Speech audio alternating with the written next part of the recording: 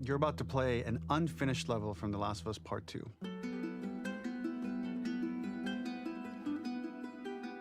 The reason we added this section is there are a few sequences, and we picked the 3 of the best ones, that we cut from the game. Often we build a game that's much bigger than what ends up being the final product. They were months away from being finished, but we wanted to give you an insight of what it's like when we built a game, because often we have this whole thing constructed and it doesn't have final art or audio or dialogue. And here you get to see the building blocks of what it's like when we first string a bunch of these levels together. This is the intro to the first deleted level, and this one is the roughest of the 3. We wanted to show more of how Jackson operates. So this is the festival where Ellie ultimately kisses Dina. This sequence would have come very late in the game as a flashback sequence while you're in the farm with Dina. And we wanted to show what is the rest of Jackson doing, and wanted to put on the stick, make it interactive.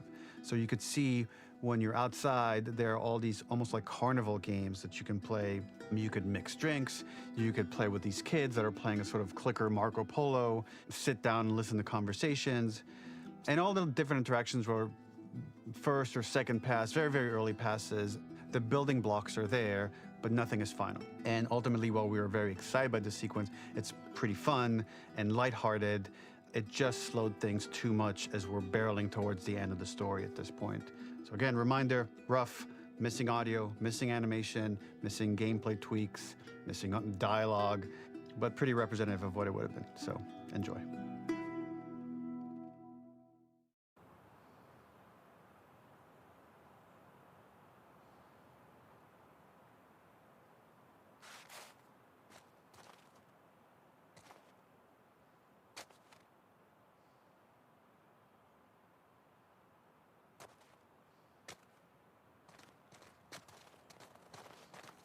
Originally, this level was going to transition us to farm. We would go all the way through to the dance, where Ellie and Dina share their first kiss.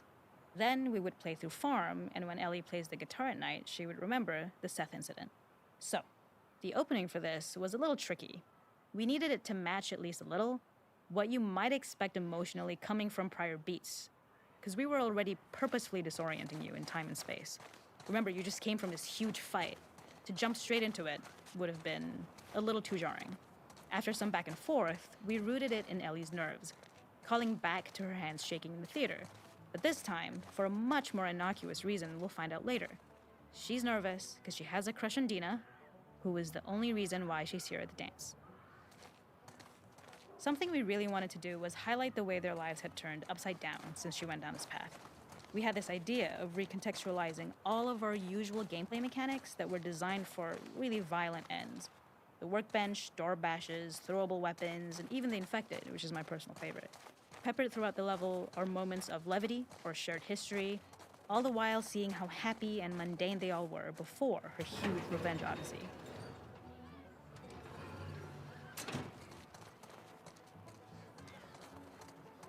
It is not a festival without one of these throwing games.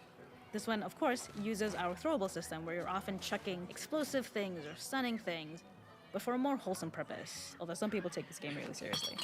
A fun aspect of this is if you did well, you could win a toy here. Ellie would place it in her pocket.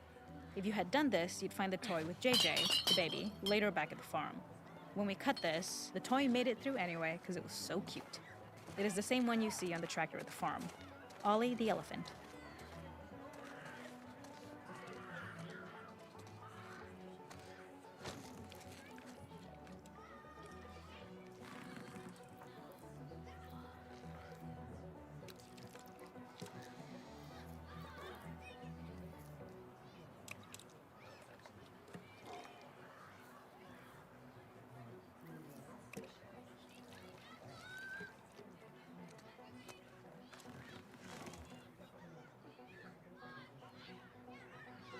The makeup artist is pretty simple. It's one of those little in-game scenes we peppered in to make it feel like Ellie had roots in the town. Hallie, our writer, mentioned that in her mind, an ex-girlfriend of Ellie's tattooed her arm to cover up her scar. So we figured this might be the only time you get to see that. We wanted to hint at it and allude to it and make it feel like there had been so much more that had been happening and so much more that Ellie threw away. This is one of my favorite sections because I think that it achieves both the slice of life aspect of Jackson while also being a stark reminder of how dark the world that they live in really, really is. To attract attention and curiosity, one of the kids was supposed to make this adorable, messed up little clicker impression, and the others would giggle. We tried a version where if you got close enough, the kid might try and follow you a little before turning back. Since clickers are blind and move by echolocation, for this game of messed up tag, Ellie must close her eyes and listen for when the children give themselves away. The thought was that these kids are in relative safety. They still grow up with the dangers of clickers and runners, and all those lessons would embed themselves in the games that they play. When the festival got cut, they tried to preserve this moment and move it to the front of the game where the snowball fight is, as a tutorial. However, being in the headspace of a clicker doesn't really teach you how to deal with them. Eventually, it evolved, and they instead made the snowball fight, which was, I think, way more effective. For me, it's character illuminating that not only does Ellie know this game, she plays along. There's a familiarity with the kids that's really nice to see, especially because it's such a difference from the Ellie we see later, who has a sort of hollow normalcy that she's trying to get with JJ, but kind of fails. We use our workbench a lot to make a lot of things that kill and maim and hurt people.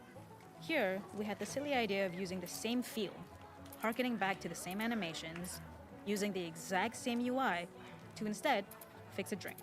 Like the workbench, you could pick your base, and then you could add something to it.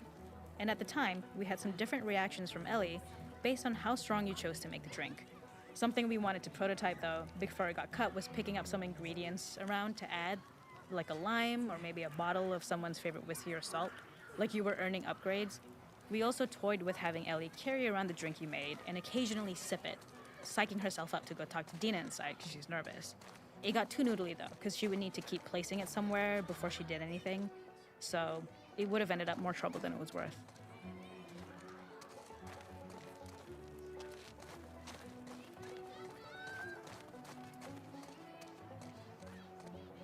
There's a hidden spot at the back that was just a bit of fun. It was highlighting Jackson's normalcy with something we would find in a real world. In the back, you would find teenagers finding some alone time with each other in a dark corner of a party. It was rewarding the player for peeking into a hidden corner, but ultimately redirecting them back to the festival. We also had versions of them smoking weed here, despite Maria's consternation, probably having gotten it from Eugene.